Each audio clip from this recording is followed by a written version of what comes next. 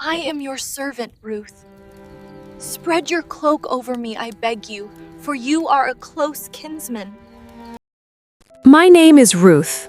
I am one of the most important women in the scriptures, and yet I was never a queen, never a prophetess, not even an Israelite. I was a foreigner, a widow, a woman from the land of Moab. I had no wealth, no status, no future. The story unfolds during the days when the judges ruled Israel, a violent, unstable era after Joshua, before kings. There was no king in the land. Scripture records, everyone did what was right in their own eyes. Faith rose and fell, idolatry spread, and soon judgment came. A famine struck the land of Judah. Even Bethlehem, the house of bread, had no bread. A man named Elimelech, with his wife Naomi and their two sons, Mahlon and Chilion, faced an impossible choice. To stay was to starve. To leave was to abandon the promised land. So they crossed the Jordan into the land of Moab, a foreign nation. Moab had food, but it did not bring peace. Elimelech died. Naomi became a widow in a foreign land, her sons now her only support. This is where I enter the story. I was Ruth, a woman of Moab. I married Mahlon, Naomi's son. For a time, life felt stable, ordinary, safe. I did not know sorrow was still coming. Then tragedy struck again. Mahlon died. Chilion died. 3 widows remained, Naomi, Ruth, and Orpah, without protection, inheritance, or future. Go back, my daughters. May the Lord grant you rest, each of you in the house of a husband. She released us from obligation. She wanted us to live. Orpah wept. She kissed Naomi goodbye. She returned to her people and to her gods. Her choice was understandable. Her future was there. Where you go, I will go. Where you lodge, I will lodge. Your people will be my people, and your God my God. Only death will separate us.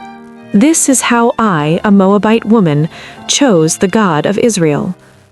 Back at Bethlehem's gate, the townswomen were in shock. Is this really Naomi? They asked. Do not call me Naomi. Call me Mara, bitter. I went away full. The Lord brought me back empty. She felt empty. But I stayed.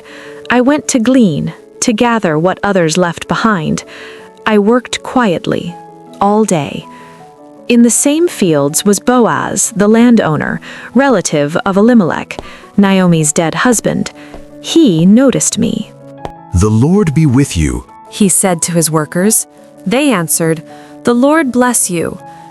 Even in these simple words, his faith was evident in his speech, and his character would shine even more brightly. He asked to his workers, "Who is that young woman?" "She's the Moabite woman who came back with Naomi from Moab. She's been working steadily since morning, hardly taking a rest," they answered. Boaz looked impressed by my dedication, so he walked over to me and spoke kindly. "Listen, my daughter, do not go to glean in another field or leave this one. Stay close to my young women and keep your eyes on the parts of the field they are reaping. Follow them closely. Have I not charged the young men not to touch you? And if you are thirsty, go to the vessels and drink what the young men have drawn." His words show remarkable protection and provision. He was aware of my vulnerability as a widow and a foreigner, and he ensured I could glean safely. Why have I found favor in your eyes that you should take notice of me, since I am a foreigner? "I have heard of all you have done for your mother-in-law, how you left your own land and family to care for her. The Lord repay you for what you have done, and a full reward be given to you by the Lord, the God of Israel, under whose wings you have come to take refuge." Later, Boaz instructed his men to allow me not only to glean among the sheaves, but also to pull out stalks for me deliberately, so that I could gather abundantly. When I returned home and showed Naomi the grain, her heart began to stir with hope. She asked where I had gleaned, and hearing it was Boaz, she exclaimed, May he be blessed by the Lord, whose kindness has not forsaken the living or the dead. The man is a close relative of ours, one of our redeemers. The word redeemer refers to the Hebrew concept of kinsman redeemer. According to Israelite law, a close relative could redeem a family member in distress by buying back land, rescuing from slavery, or marrying a widow to preserve the family line. Naomi began to see the possibility of redemption unfolding. As the days passed and the final sheaves of wheat were gathered, for me, I continued in my steady rhythm, rising early, working diligently in the fields of Boaz, and returning home with grain for Naomi. Daily bread could sustain them for a season, but Naomi longed for something more permanent for Ruth: rest and security. In ancient Israel, a woman's future was bound up with the household of a husband. Without such a covering, Ruth remained vulnerable despite her strength of character. Naomi's heart, filled with maternal affection, could not rest until she sought a lasting home for her daughter-in-law. One evening, Naomi said to me, My daughter, it's time that I found a permanent home for you so that you will be provided for.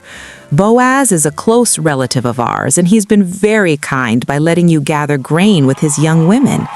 Tonight, he will be winnowing barley at the threshing floor. Threshing floors were open, flat places where harvested grain was separated from chaff, often accompanied by festivity and feasting at the end of the season.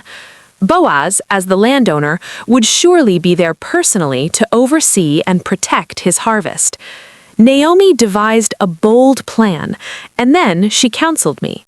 Wash yourself, anoint yourself, and put on your cloak. Then go down to the threshing floor, but do not make yourself known to the man until he has finished eating and drinking. When he lies down, observe the place where he lies, then go uncover his feet and lie down, and he will tell you what to do.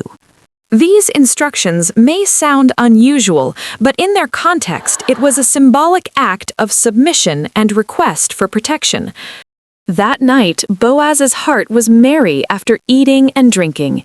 He lay down at the end of a heap of grain, content after the harvest. Quietly and with great care, I did as Naomi had instructed. At midnight, Boaz was startled awake. I am your servant, Ruth. Spread your cloak over me, I beg you, for you are a close kinsman. May you be blessed by the Lord, my daughter. You have made this last kindness greater than the first, in that you have not gone after young men, whether poor or rich. And now, my daughter, do not fear. I will do for you all that you ask, for everyone in town knows you are a virtuous woman. Ruth's reputation for loyalty, diligence, and faith had become known in Bethlehem. Yet Boaz revealed an obstacle. Though he was willing, there was another relative closer in line to redeem Naomi's family. According to the law, that man had the first right to marry Ruth and redeem the property. Boaz promised to resolve the matter the next day. Still, he solemnly promised that if the man refused, he himself would redeem me. To preserve my reputation, Boaz instructed me to remain at his feet until morning, but to leave before dawn so others would not misinterpret my presence. Before I left, he filled my cloak with 6 measures of barley, a generous gift symbolizing his intent to provide for me.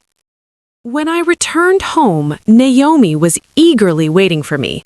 So I recounted all that had happened, including Boaz's promise and the gift of grain. Naomi reassured me. Wait, my daughter, until you learn how the matter turns out, for the man will not rest, but will settle the matter today.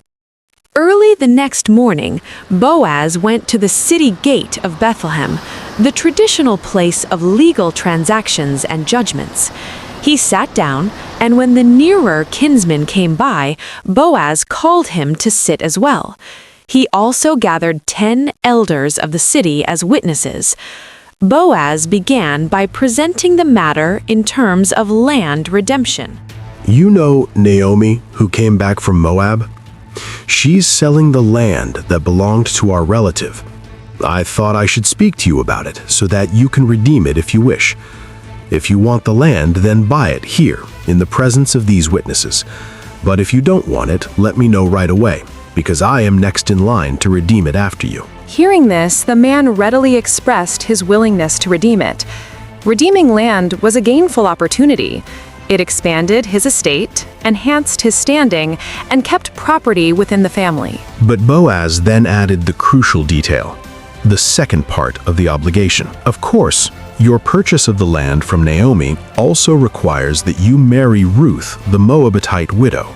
That way, she can have children who will carry on her husband's name and keep the land in the family. At this, the man reconsidered.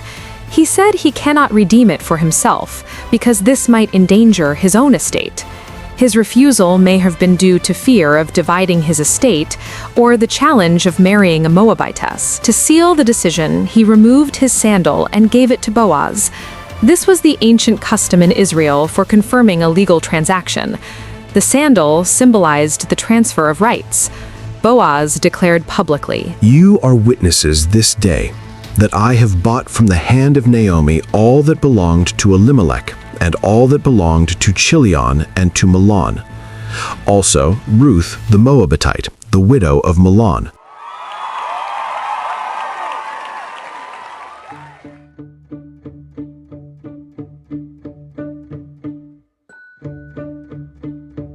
Blessed be the Lord, who has not left you this day without a Redeemer, and may his name be renowned in Israel. He shall be to you a restorer of life. Naomi, once bitter and empty, now held new life in her arms. We named him Obed, which means servant. Obed would grow to become the father of Jesse, who in turn became the father of King David. Through Ruth, the foreigner from Moab, the lineage of the Messiah was preserved. This story teaches profound lessons about faith, loyalty, and God's providence. One of the clearest lessons is that true faith often begins with courageous surrender. I left my homeland, my family, and my gods to follow Naomi and the God of Israel, a God I did not fully know. I decided to trust and serve God, even in uncertainty, demonstrates that faith is not merely belief. It is obedience, it is trust, it is action. We see the importance of steadfast loyalty, selfless love, and the courage to step into the unknown while relying on God's guidance. Boaz also teaches a vital lesson about faithfulness and integrity.